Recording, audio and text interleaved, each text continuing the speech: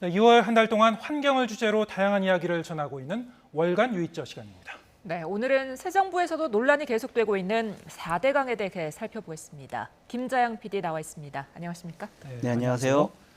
네, 지난주에는 멸종 위기종에 대해서 알아봤는데, 자, 오늘은 여름이 되면 나타나는 녹조를 비롯해서 여러 가지 환경 문제가 꾸준히 제기되어 4대강이 이제 주제죠. 4대강 가운데에서도 낙동강을 다녀오셨죠? 네, 4대강 사업은 이명박 정부 시절 한강, 낙동강, 금강, 영산강 유역을 정비한 사업인데요. 네. 하천의 저수량을 대폭 늘리는 보호 설치가 핵심입니다. 2009년부터 4대강 전역에 보가 건설되기 시작했는데요. 현재 전체 16개 보 가운데 낙동강 유역에 가장 많은 8개가 있습니다. 그 가운데 제가 다녀온 장소는 낙동강 최상류에 있는 상주보입니다. 네. 보시는 화면은 4대강 사업 이전 상주보 일대의 모습인데요. 모래를 파내기 전이라 강 주변에 모래사장이 펼쳐져 있고요. 수질은 1급수에서 2급수 사이로 맑았습니다. 하지만 보가 물을 가두면서 수질이 오염되고 하천 생태계가 파괴되는 지역이 나오는데요. 제가 직접 가서 오염 실태를 확인했습니다. 리포터 먼저 보시겠습니다.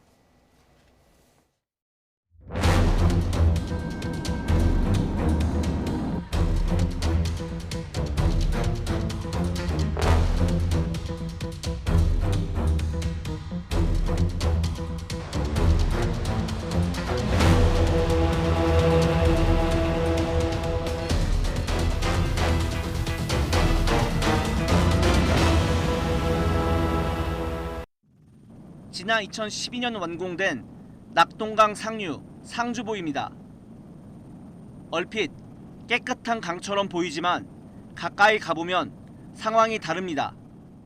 강의 가장자리에는 녹조가 밀려와 쌓여 있고 바닥에서는 악취를 풍기는 새카만 진흙이 나옵니다. 오염된 물에서 사는 벌레들도 발견됩니다. 강바닥을 살펴보기 위해 직접 물로 들어가 봤습니다. 이렇게 직접 흙을 퍼보면 4급수 이하에서 사는 실지렁이와 깔따구 유충 등이 눈으로도 확인됩니다. 낙동강 상류에서 4급수 지표정이 처음 발견된 건 지난 4월. 환경단체는 물길을 막는 보가 원인이라고 지목합니다. 과거에는 여기가 1급수 지역이었습니다. 그런데 지금은 4급수로 전락을 했다. 상주보의 정확한 오염 수치는 어떨까? 유리병 2개의 강물을 담아 꾸준하게 4대강 수질을 모니터하고 있는 부경대학교 이승준 교수 연구팀에 성분 분석을 의뢰했습니다. 가장 심각한 건 질소 함유량, 녹조를 유발하는 대표적인 성분인데 두 병에서 각각 리터당 1.972와 2.021mg이 나와 환경부 기준으로 매우 나쁨을 훌쩍 넘었습니다.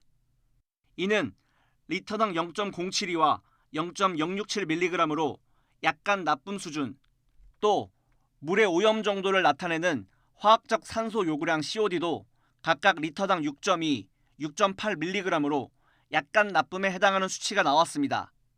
매우 나쁨은 물고기가 아예 살 수 없는 물, 또 약간 나쁨은 농업용수 또는 고도의 정수 처리 뒤 공업용수로 사용이 가능한 물로 생활용수 사용은 어렵습니다. 전날 비가 온 것을 고려해도 지금 현재 하천의 물 상태가 매우 오염됐다는 걸 볼 수 있고요. 또 차후 녹조 발생이나 여러 가지 환경 오염이 우려되는 상황입니다. 낙동강의 상류 지역까지 오염이 확인된 상황에서 당장 문제는 수상 레저 활동입니다. 이 정도의 수질에선 단순 접촉만으로도 피부병의 원인이 될 수 있다고 일부 전문가들은 경고하고 있습니다.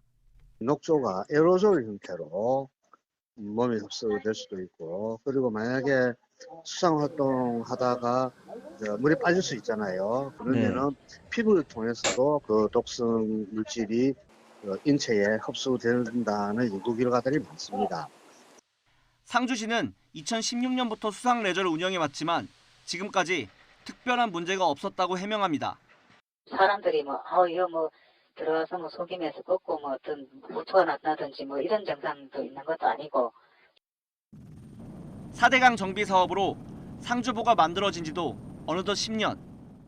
4대강 보 건설부터 이어진 환경단체와 지역 주민들의 갈등도 여전히 현재 진행형입니다.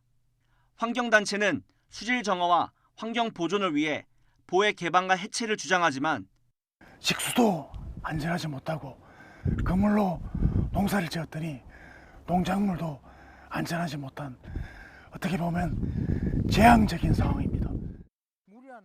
지역 주민들은 농업용수 확보 등 현실적인 이유로 반대하고 있습니다.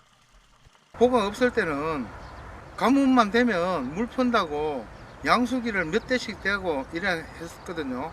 그런데 지금은 지하수가 물 수위가 높이 차 있기 때문에 간정의 물도 흔하게 나오고.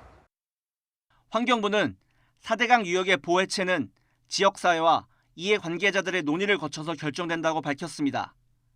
특히 낙동강의 경우 4대강 찬성 여론이 높아 보해체나 개방이 어렵다고 설명했습니다. YTN 김재항입니다.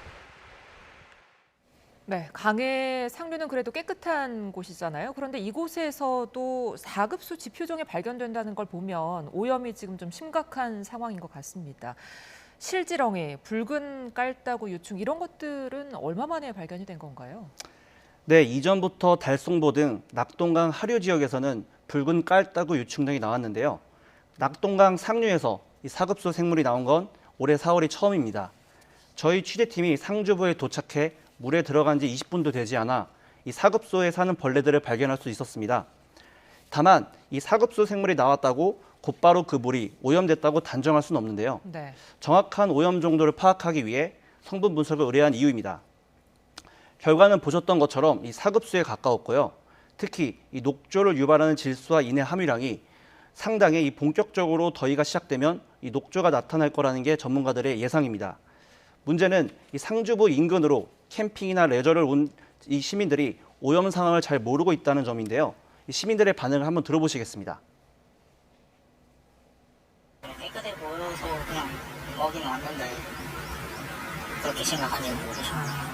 농사도 안 주는 상황이 나가지고 관심도 별로 안 가졌었지. 그 정도는 듣고 보니까 그러면 이제 유해하네. 네. 사실 뭐 직접 수질 검사를 해보기 전에는 눈으로 봐선 잘 모를 테니까 시민들의 저런 반응도 좀 이해는 가는 측면이 있긴 있네요. 그렇다면 지금 그 보호 해체 개방 움직임은 어떻게 좀 진행되고 있습니까? 네, 4대강이 지나는 지역에 따라 이 보해체 여부가 달라지고 있다는 점도 눈여겨볼 대목입니다. 네. 지난해 1월 국가물관리위원회는 한강과 낙동강을 제외하고 금강과 영산강에 보는 해체, 개방하기로 의결했습니다. 4대강 가운데 강 2개는 이 조만간 보해 기능이 사실상 사라지는 겁니다. 여기에 지난달 한강과 낙동강의 경우 남은 11개 보 가운데 이 9개는 해체한다는 게 경제성이 크다는 환경부의 용역 결과도 발표된 상황입니다. 이 보 해체로 얻는 이득이 보를 유지했을 때 얻는 실익보다 크다는 재정학회의 연구 결과입니다. 하지만 환경부는 이 해체 개방이 결정된 금강과 영산강마저도 해체 개방 시기가 아직 정해지지 않았다고 밝혔는데요. 이 환경부의 설명도 한번 들어보시겠습니다.